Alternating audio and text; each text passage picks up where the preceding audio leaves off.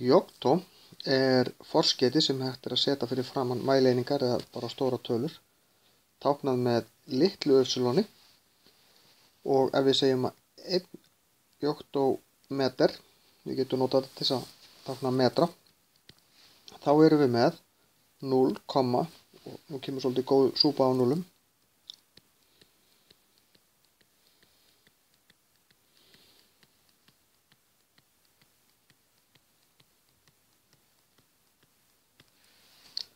Þetta er svona lítil tala.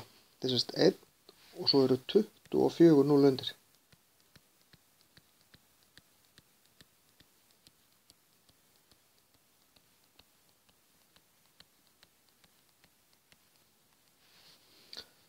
Auðveldara að skrifa þetta í staðalformi. Í -24. Við notum svona tölur eins og Yocto til þess að skrifa mjög litlar tölur til þess að losna við öll þessi 0.